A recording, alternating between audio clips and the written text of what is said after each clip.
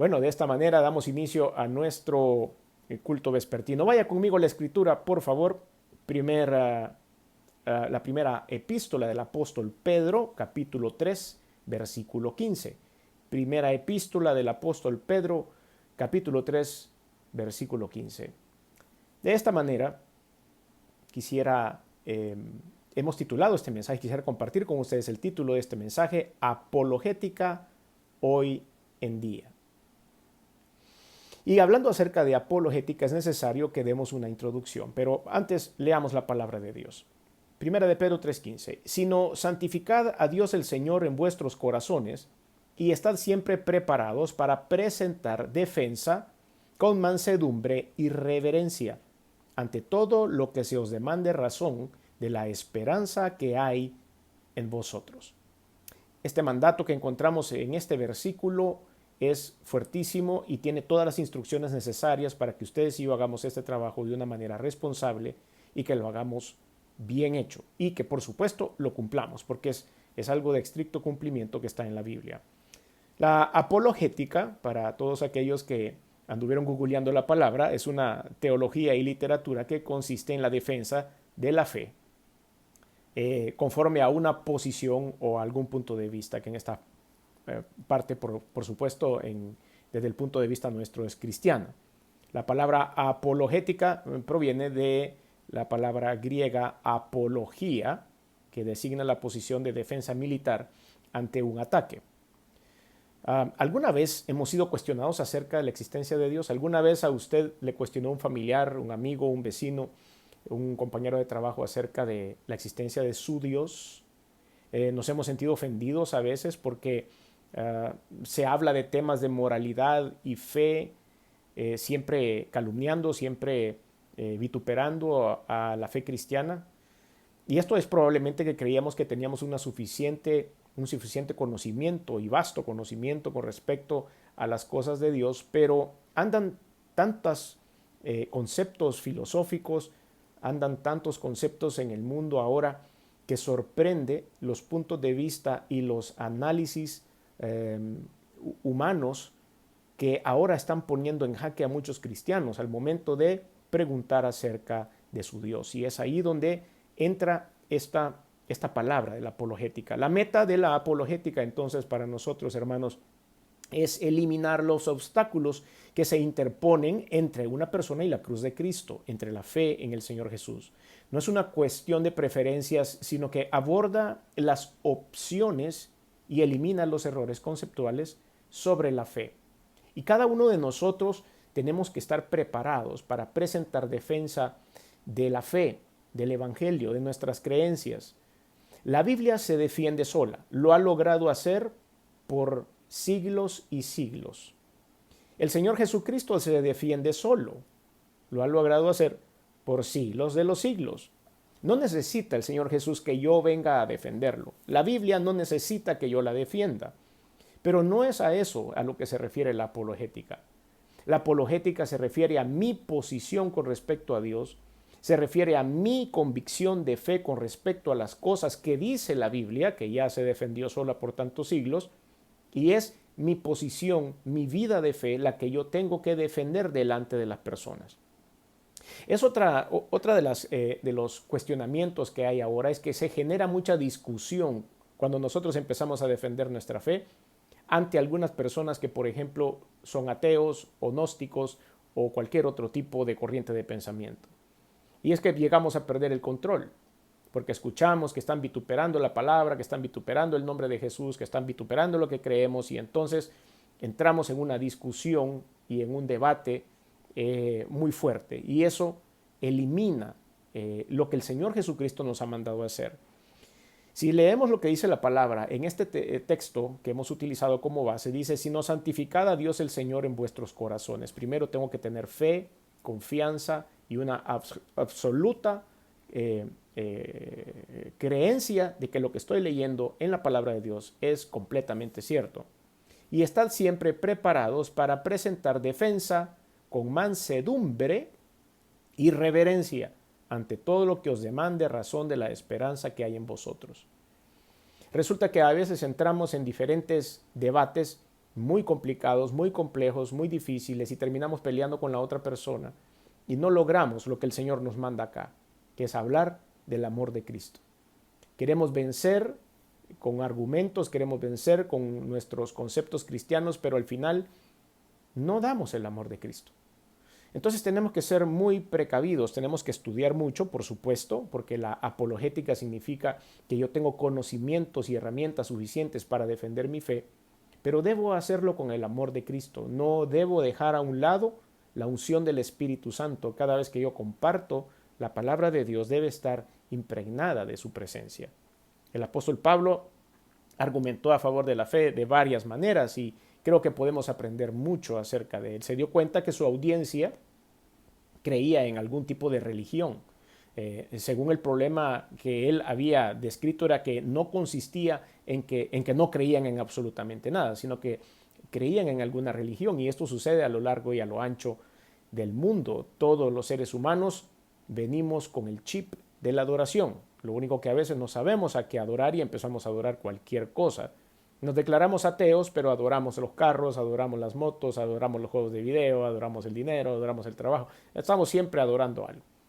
Nuestra fe no está puesta en Dios, probablemente, como el creador, pero está puesta en el compadre que me va a ayudar a tener un trabajo, en el nuevo gobierno, en algún amigo, en los bancos, qué sé yo, cualquier otra cosa. Entonces, sí hay dentro de la gente la naturaleza de poder adorar algo, de tener fe en algo, pero estamos mal encausados y es nuestra responsabilidad hacerlo. Pablo estableció las razones de la fe cristiana como un sistema de creencias caracterizado por la coherencia entre el poder que sustenta el universo y la creación.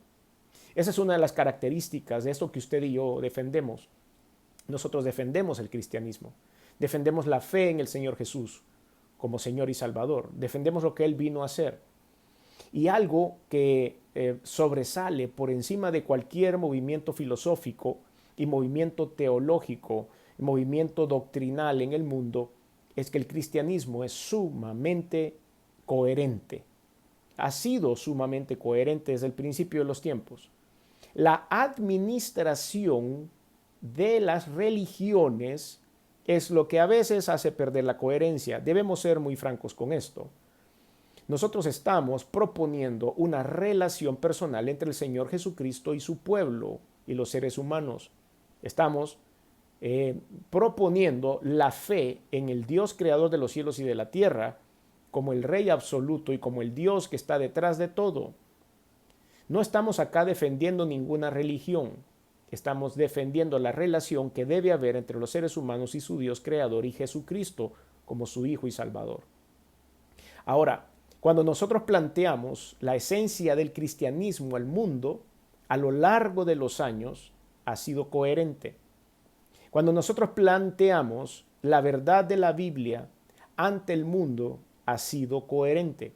Es coherente con la moral, es coherente con la vida, es coherente con la creación, es coherente con los buenos deseos que deben haber en el mundo, como el deseo del amor hacia los demás, es coherente con el respeto, es coherente con las cosas a las que tenemos que adorar y no tenemos que adorar.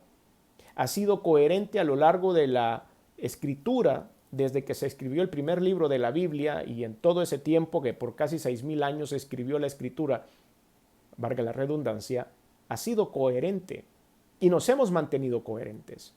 ¿Qué es lo que ha sucedido con muchos movimientos, ahí sí, religiosos que han salido por el mundo, movimientos filosóficos que han salido por el mundo, que resulta que pierden su coherencia? Cada vez que llega un nuevo líder pierde la coherencia y empiezan a pensar en hacer cosas diferentes y empiezan a darle vuelta a sus doctrinas y empiezan a revisar sus doctrinas y han perdido la coherencia a lo largo de su historia.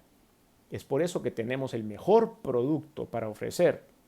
Si lo quieren ver desde ese punto de vista, el mejor producto es Jesucristo como Salvador, como el perdonador de los pecados, como la única puerta a la vida eterna. Pablo vio el punto de contacto entre los hechos históricos, físicos y temporales de la vida de Jesús, que era una persona real, que había hecho y dicho ciertas cosas en lugares y momentos específicos y que eran absolutamente comprobables. Detrás de su enfoque había una lógica y una coherencia.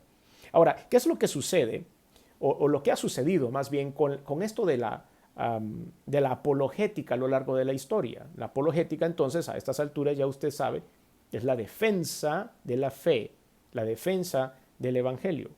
Veamos la iglesia primitiva. En el libro de los Hechos podemos ver una descripción de la apologética del apóstol Pablo, seguimos hablando acerca de él, cuando discutía en la sinagoga. Veamos lo que decía. Hechos capítulo 17, versículo 17 al 20, dice la Biblia. Así que discutía en la sinagoga con los judíos y piadosos, y en la plaza cada día con los que concurrían. Y algunos filósofos de los epicúreos y de los estoicos disputaban con él, y unos decían, ¿qué querrá decir este palabrero? Y otros, parece que es predicador de nuevos dioses, porque se les predicaba el evangelio de Jesús y de la resurrección. Y tomándole, le trajeron al Areópago, diciendo, ¿podremos saber qué es esta nueva enseñanza de la que hablas? El Areópago era un lugar sumamente importante. Todos los filósofos de alta gama habían estado de pie en ese lugar y habían expuesto sus posiciones filosóficas. Era el lugar más importante si usted quería disertar sobre algo. Y en ese lugar invitaron al apóstol Pablo a que pudiera hablar acerca de Jesucristo. Entonces, como usted puede ver, Pablo también emplea el término apología o como defensa del evangelio en su discurso ante Félix y Agripa. Recuerdan ustedes cuando el apóstol iba a ser enviado a Roma y estaba preso, él había pedido hablar con Félix y Agripa y en ese momento, Hechos capítulo 26, versículos del 1 al 3, él menciona lo siguiente. Entonces Agripa dijo a Pablo, se te permite hablar por ti mismo. Pablo entonces, extendiendo la mano, comenzó así su defensa. Me tengo por dichoso, oh rey Agripa, de que haya que defenderme hoy delante de ti de todas las cosas que soy acusado por los judíos, mayormente porque tú conoces todas las costumbres y cuestiones que hay entre los judíos, por lo cual te ruego que me oigas con paciencia. ¿Qué es lo que estaba haciendo el apóstol Pablo ahí? Estaba poniendo defensa de lo que él hacía. Pero también al final me encanta cómo lo usa y dice, te ruego que me oigas con paciencia. Poneme atención. Eso es lo único que nosotros necesitamos para poder hablar y compartir la coherencia que ha habido a lo largo de todo este tiempo con respecto a la fe cristiana, no a las religiones. Estoy hablando de la fe cristiana, que está fundamentada sobre tres pilares importantes: trinitaria, neotestamentaria y cristocéntrica. Todo eso es coherente con lo que se ha hablado. Y vino el apóstol Pablo y le dijo a Félix y a Agripa, necesito que me escuchen bien porque mi defensa tiene coherencia. Pónganme atención. Un término similar aparece también en la carta de Pablo a los Filipenses. Filipenses capítulo 1, versículo 7 y después veremos el versículo 16. Y dice la Biblia, versículo 7, Filipenses 1, 7. ¿Cómo me es justo sentir esto de todos vosotros por cuanto os tengo en el corazón y en mis prisiones y en la defensa y confirmación del Evangelio? Todos vosotros sois participantes conmigo de la gracia. Hoy saltemos al versículo 16 y 17. Los unos anuncian a Cristo por contención, no sinceramente, pensando añadir aflicción a mis prisiones. Pero los otros por amor, sabiendo que estoy puesto para la defensa del Evangelio. En el amor de Cristo va a estar la defensa del Evangelio. Por eso no hay que meterse a contender, por eso no hay que meterse a pelear, por eso no hay que meterse a discutir en debates estériles. La coherencia del cristianismo se va a explicar por sí sola. Lo que Dios necesita es una voz. Lo que Dios necesita es un cristiano o una cristiana valiente, que sepa hablar, que conozca la palabra del Señor. Primero, para que pueda arraigar en su corazón verdaderamente la fe. Si yo no conozco cómo defender mi fe, conozco muy poco acerca de mi fe. Si yo no conozco cómo argumentar acerca de lo que creo, es porque no conozco a fondo lo que creo. Y es necesario que yo pueda investigar más, leer más, empaparme más de la palabra de Dios primero para que yo pueda engrandecer mi fe, solidificar mi fe y que después yo pueda presentar esa defensa del Evangelio. Muchos padres en la iglesia primitiva fueron destacados apologistas, como vimos en el caso de Pablo. Pero también en el cristianismo, un poco más adelante en la historia, podemos encontrar algunos de ellos como Justino Mártir, Ireneo y Tertuliano. Tertuliano también es conocido como por escribir un libro que se llamaba Apología contra los gentiles, en defensa de los cristianos que vivían en el Imperio Romano. La Reforma también tuvo muchos cristianos que trataron de hacer la apología de la esencia bíblica. Juan Calvino, Tomás de Aquino, etcétera, etcétera. En la era moderna también podemos encontrar algunos apologistas que han hecho muchos libros que usted lo puede leer, usted los puede buscar en internet y puede contar la historia de estos hombres como Ravi Zacharias, como Lee Strobel, como Josh McDowell, C.S. Lewis, William Lane Craig, Jack Wellman, J.P. Moreland y muchos de estos que antes eran ateos, que antes no creían en los principios cristianos y que después de una experiencia personal lograron escribir grandes obras apologéticas, es decir, en la defensa del cristianismo. Sería interesante que podamos leer, dar una leída a lo que estos grandes hombres del Señor escribieron para defender su fe. Bueno, ¿qué es lo que defendemos realmente nosotros? Pues defendemos la creación de Dios, defendemos el poder de Dios descrito en nuestras vidas, en nuestros corazones, en la creación. La creación describe a Dios. Si usted vea nada más la Tierra, el planeta Tierra, el tamaño es perfecto para la ubicación que tiene. Tenemos que la superficie de la Tierra se extiende en unos 80 kilómetros sobre la superficie de la Tierra. Es básicamente la gravedad corresponde a esta parte, que es una capa de gases de nitrógeno y oxígeno que se suspende a 80 kilómetros de la Tierra y contiene esta mezcla exacta de gases para que usted y yo no muramos. El nitrógeno y el oxígeno por sí solos podían ser venenosos para nosotros, pero las cantidades que hay en nuestra atmósfera, que está a unos 80 kilómetros de la Tierra, tiene la cantidad exacta de gases para que usted y yo podamos subsistir. Si la Tierra fuera más pequeña, una atmósfera sería imposible de desarrollarse con esta mezcla, como el planeta Mercurio, por ejemplo. Si la Tierra fuera más grande, la atmósfera constituiría mucho hidrógeno libre, como el planeta Júpiter. Estamos en el lugar adecuado, estamos a la distancia correcta. El agua, por ejemplo, el agua es, ¿quién creó el agua? ¿Cómo la crearon de esa manera? Es incolora, inodora e insípida. Y sin embargo, ninguna cosa viva puede sobrevivir sin el agua. No tiene sabor, no tiene color, pero no podemos vivir sin eso. ¿Cómo eso fue creado de esa forma tan perfecta para darle de tomar, refrescar y mantener hidratada a toda la creación? ¿Cómo es posible que alguien haya diseñado algo así? No ha sido encontrado en ningún otro planeta y cubre el 70% de la superficie de la Tierra. Tiene el punto de ebullición y de congelamiento usualmente altos, permitiéndonos vivir en medio de cambios de temperatura y que nosotros anduviéramos en una temperatura promedio de 37 grados, entre 35 y 37, por supuesto. Hoy nos tomamos la temperatura bastante seguido y podemos ver qué temperatura tenemos en el cuerpo. El agua es un solvente universal. Usted puede echar una cuchara de azúcar en el agua y moverla y el azúcar se disipa, pero queda impregnado en el agua y eso no aumenta el volumen. No, es maravilloso. El cerebro humano es otra cosa que nosotros no siquiera hemos podido analizar al 100%, ni siquiera la ciencia ha podido analizarlo al 100%. Y es interesante cómo Dios ha conformado eso, procesa en forma simultánea una cantidad asombrosa de información. Su cerebro toma todos los colores y objetos que usted ve, la temperatura alrededor suyo, la presión de sus pies contra el piso, los sonidos alrededor, la sequedad de su boca y hasta la textura de las teclas de la computadora en sus dedos. Todo eso lo procesa, todo eso es maravilloso ver cómo Dios ha creado a los seres humanos. Pero la mayoría de movimientos filosóficos y religiosos hoy en día dicen que todas las religiones nos llevan a Dios. ¿Y cree usted eso?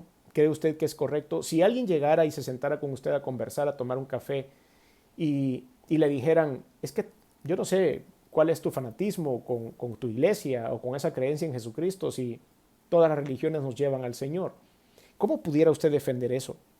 El dramaturgo irlandés George Bernard Shaw dijo una vez, hay una sola religión y aunque existen 100 versiones de ella, 100 versiones de ella, nos van a llevar al mismo lugar. Pues creemos que él estaba equivocado porque no es así. Cuando nosotros empezamos a estudiar los principios básicos de cada filosofía y de cada religión en el mundo, vemos que los caminos se separan. Pongamos algo fuera de nuestro cristianismo. Usted siente a un musulmán y siente a un hindú y póngalos a hablar. Me han dicho que la palabra correcta para la gente que vive en India es indio. Hindú es algo que ha sido acoplado después en el idioma. Entonces, que indio sería la palabra correcta. Entonces, sentemos a un indio de India con un musulmán y empiecen a hablar ellos acerca de sus religiones. ¿Qué le diría el musulmán al indio cuando el indio le diga, es que nosotros vamos a morir y vamos a reencarnar, porque ese es el ciclo de la vida, y vamos a reencarnar en un animal, o vamos a reencarnar en otra persona, o vamos a reencarnar en una cosa? ¿Qué creen ustedes que diría él? ¿Qué diría el musulmán si el indio le dijera, es que nosotros adoramos a 3.000 dioses o a 3.000 millones de dioses, cuando los musulmanes son monoteístas? ¿No habría una discusión ya entre ellos? Claro que sí. ¿Por qué? Porque no es correcto que todos los caminos nos llevan a Dios. Es por eso que hoy, volviendo al cristianismo, nosotros sí tenemos el camino correcto. Tenemos el camino que nos va a llevar hasta ese lugar maravilloso de conocer la fe en el Señor Jesucristo. Es Dios, el creador de los cielos y de la tierra. Entonces, como vemos, todas estas opciones que las filosofías y toda esta gente nos está dando, es difícil de entender porque no todos los caminos conducen al Señor. Veamos lo que dice la palabra. Primera de Timoteo capítulo 2 versículos del 5 al 6 dice, Primera de Timoteo 2 del 5 al 6, porque hay un solo Dios y un solo mediador entre Dios y los hombres, Jesucristo hombre, el cual se dio a sí mismo en rescate por todos, de lo cual se dio testimonio a su debido tiempo. Esta es la base de lo que predicamos. Esta es la base de lo que estamos diciendo ahora. Hay un solo Dios y un solo mediador. Es un solo camino. No encontramos ningún otro camino que nos pueda arruinar. Ahora, quiero compartirle a usted, según nuestra observación, humilde observación, cuáles son los puntos por los cuales la iglesia moderna, la iglesia de hoy, no ejerce la apologética. ¿Por qué nosotros no defendemos el evangelio como lo deberíamos defender? ¿Qué es lo que sucede con la iglesia en estos días? Pues bueno, quiero con esta humilde observación comentar con ustedes estos puntos. Lo primero es que hay una gran indiferencia de parte de la iglesia. Hay demasiados cristianos a los que no les importa que el cristianismo sea ridiculizado rutinariamente en nuestra cultura, como que nos digan que somos unos desactualizados, que somos irracionales, que tenemos mente estrecha. Hay gente que sencillamente es indiferente a todo eso. Hay que digan lo que digan, no me importa, yo soy salvo y se acabó. Pero es ahí donde nosotros dejamos de ejercer la apologética. Y la gente que empieza a atacarnos empieza a crecer en número, empiezan ellos solos a discutir y a debatir porque no hay nadie que pueda contrarrestar lo que ellos están diciendo. Entonces, es necesario que ustedes y yo estemos ahí listos para el debate con el amor de Cristo, listos para un debate que no sea beligerante, sino para mostrar nuestras ideas, pero somos indiferentes. Juan capítulo 17, versículos 18 al 21, dice la Biblia, como tú me enviaste al mundo, así yo los he enviado al mundo, y por ellos yo me santifico a mí mismo, para que también ellos sean santificados en la verdad. Mas no ruego solamente por estos, sino también por los que han de creer en mí por la palabra de ellos, para que todos sean uno, como tú, oh Padre, en mí y yo en ti, que también ellos sean uno en nosotros para que el mundo crea que tú me enviaste. No debemos ser cristianos indiferentes, debemos involucrarnos y para involucrarnos debemos leer. Así que para que nosotros seamos parte de este grupo que el Señor Jesucristo decía en esta porción de Juan capítulo 17, es necesario que seamos escogidos por Dios para poder compartir la palabra de Dios con responsabilidad. Número 2, el segundo punto que puedo observar que está afectando a la iglesia es el irracionalismo. Somos irracionales a veces. Para algunos cristianos la fe significa creer ante la ausencia de evidencia y de argumentos.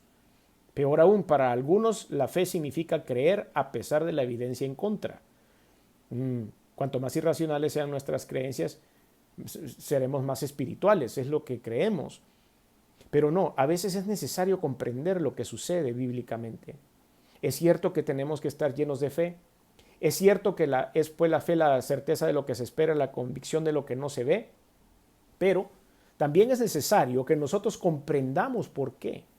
También es necesario que comprendamos lo que dice la Biblia, de manera que todos podamos compartir con acierto lo que vamos a compartir.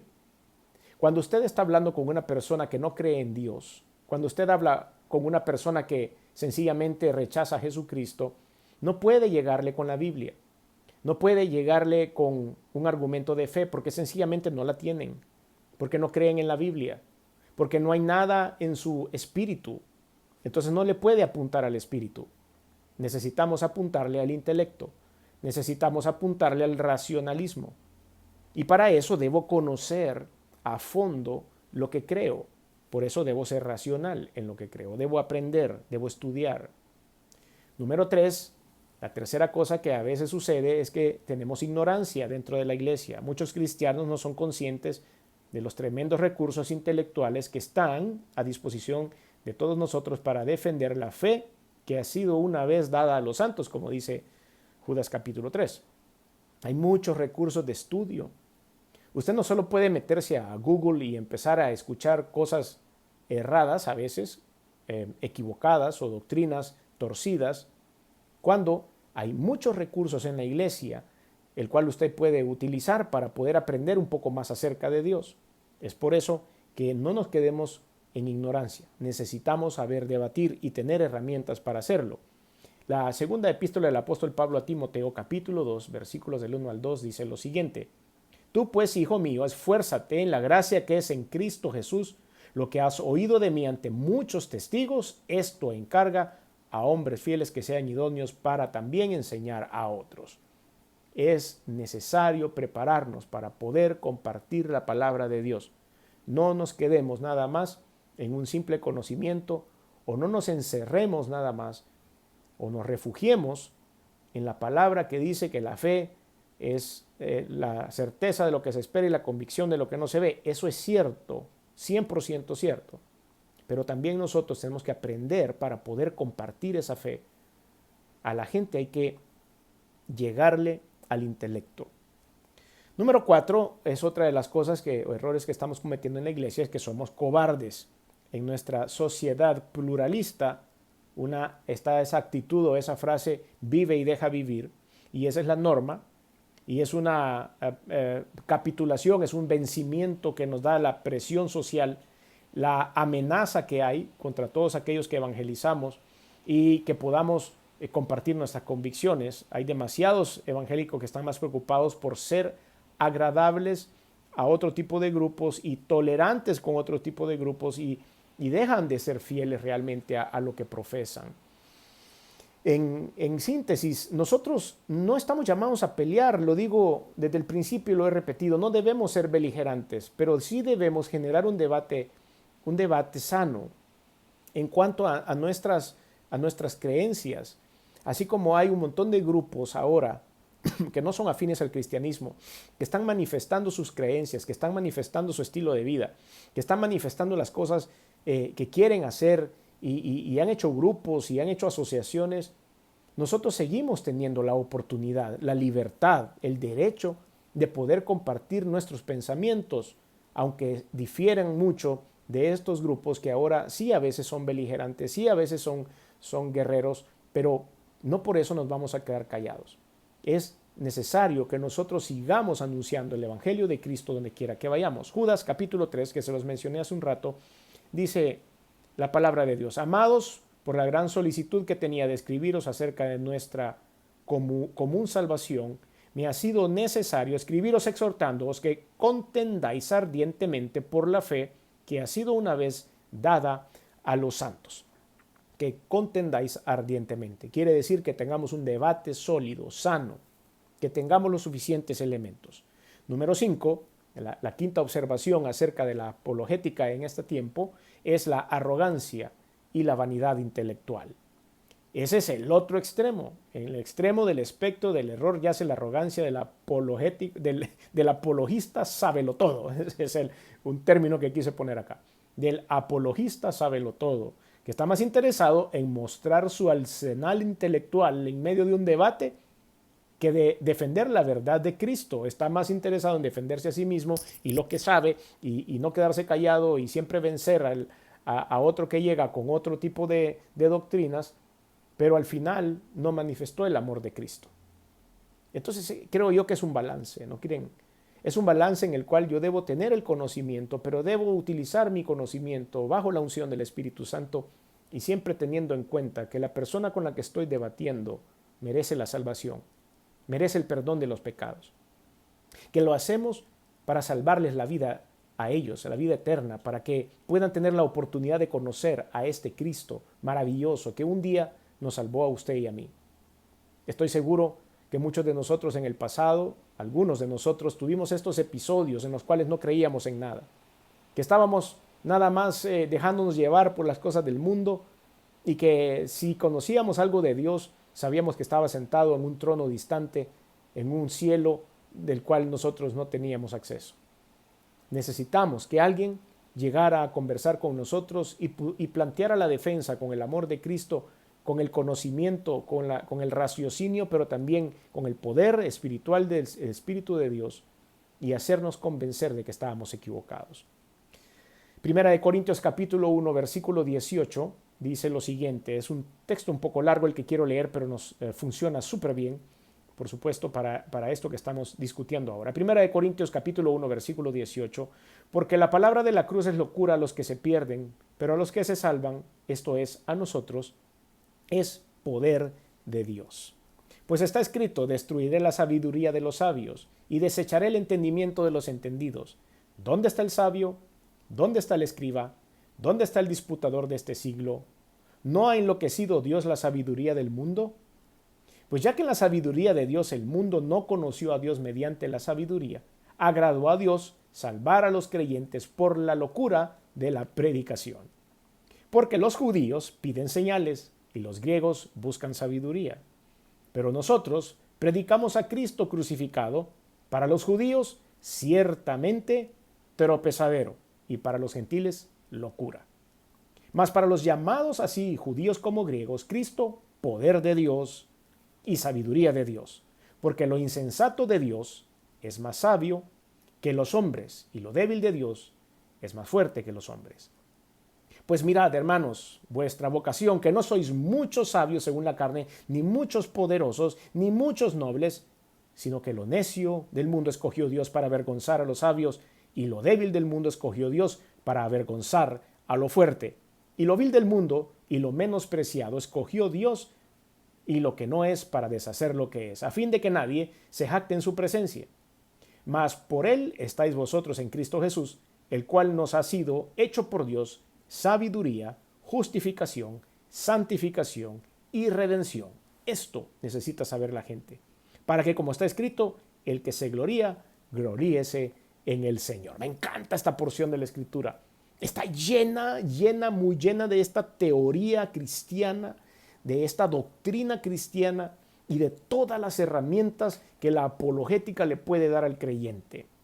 Y ahí nos está diciendo que ninguno de nosotros, queridos hermanos, estamos descalificados para poder compartir la palabra de Dios. Ninguno de nosotros está descalificado. Todos podemos hacerlo. Todos tenemos las credenciales porque somos hijos de Dios. Y el Espíritu de Dios es el que hace el trabajo. Nosotros tenemos nada más que abrir la boca y compartir la palabra. Ahora, vamos a razonando y persuadiendo. Eso es como he citado este siguiente punto que quiero compartir con ustedes. Razonando y persuadiendo. Es importante que yo entienda, razone, comprenda qué es lo que el Señor me está diciendo para que yo pueda persuadirme primero, como dijimos hace un rato, para que mi fe crezca y de esa manera yo pueda compartirla con otros. Esto es lo que decimos. La mayoría de cristianos hoy prefieren experimentar el cristianismo a pensarlo o a expresarlo. Lo voy a experimentar para mí y no le voy a contar a nadie que hablo en lenguas, o no le voy a contar a nadie el derramamiento del Espíritu Santo que tuve el día de ayer, o no le voy a contar a nadie los milagros que han pasado en mi vida. porque prefiero guardármelo para mí, porque es una relación entre Dios y yo. Pero podemos considerar estos versículos que tengo a continuación para saber si es necesario contar su historia. No tenga miedo. Y usted me podrá decir, es que yo no soy muy suelto de lengua, yo no puedo hablar mucho, yo soy más bien introvertido, a mí me da pena hablar en público. No es necesario hablar en público a veces.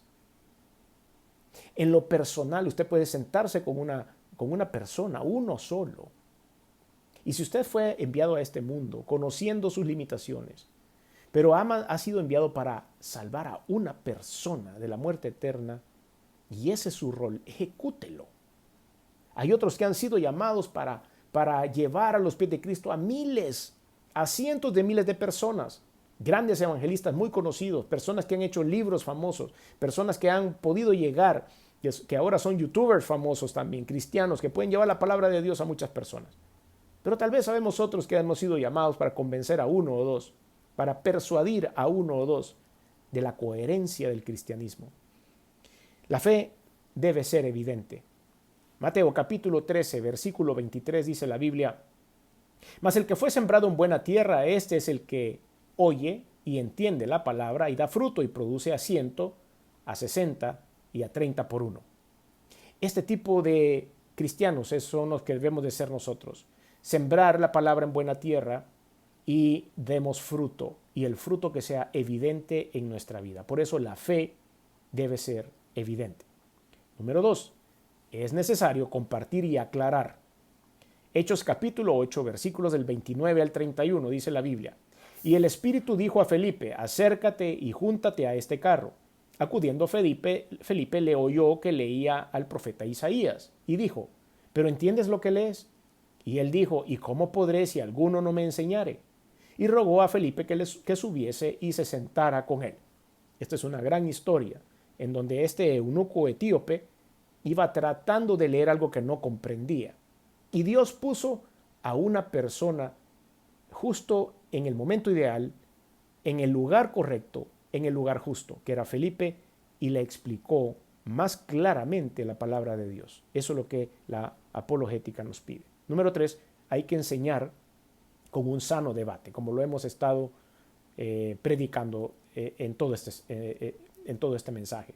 Hechos 18:4 dice la Biblia: y discutía en la sinagoga todos los días de reposo y persuadía a judíos y a griegos.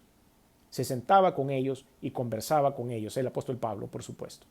Número 4, la paciencia y la perseverancia son vitales en nuestro esfuerzo por compartir la verdad del Evangelio. Hechos 19, del 8 al 10. Y entrando Pablo en la sinagoga, habló con denuedo por espacio de 3 meses, discutiendo y persuadiendo acerca del reino de Dios.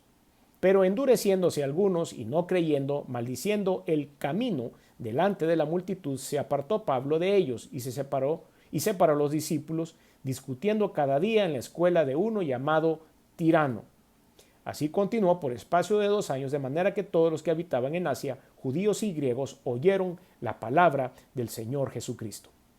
Él tenía que ser perseverante. Pasó 2 años, aun cuando alguien se levantó en contra de él en esa ciudad, buscó otro lugar, buscó otro espacio, y ahí siguió predicando la palabra de Dios, sin dejarse llevar por las presiones externas, con paciencia y con perseverancia. Número 5, debemos persuadir a los hombres. Segunda de Corintios capítulo 5, versículo 11 dice la Biblia: conociendo pues el temor del Señor, persuadimos a los hombres, pero a Dios les manifiesto lo que somos, y espero que también lo sea a vuestras conciencias. Es parte de nuestro trabajo, es parte de lo que tenemos que hacer, es persuadir a las personas a caminar en el camino del Señor. Ahora, ¿cómo podemos nosotros activar esa fe? ¿Cómo podemos activar mi fe y cómo puedo activar la fe del oyente, de la persona con la que estoy compartiendo? Pues bien sencillo, Romanos capítulo 10, versículos del 14 al 17, dice la Biblia: ¿cómo pues invocarán a aquel en el cual no han creído? ¿Y cómo creerán en aquel de quien no han oído? ¿Y cómo oirán sin haber quien les predique? ¿Y cómo predicarán si no fueren enviados? Como está escrito: cuán hermosos son los pies de los que anuncian la paz, de los que anuncian buenas nuevas, mas no todos obedecieron al evangelio. Pues Isaías dice: Señor, ¿quién ha creído a nuestro anuncio? Así que la fe es por el oír, y el oír por la palabra de Dios. Este último versículo nos desafía a todos. Este último versículo nos dice cómo se va a salvar el mundo si nosotros nos quedamos callados. ¿Cómo podemos nosotros compartir este mensaje de la palabra de Dios con la boca cerrada? Nosotros, hermanos, amigos que nos están sintonizando ahora, tenemos la gran oportunidad de poderles compartir a ustedes la coherencia del cristianismo.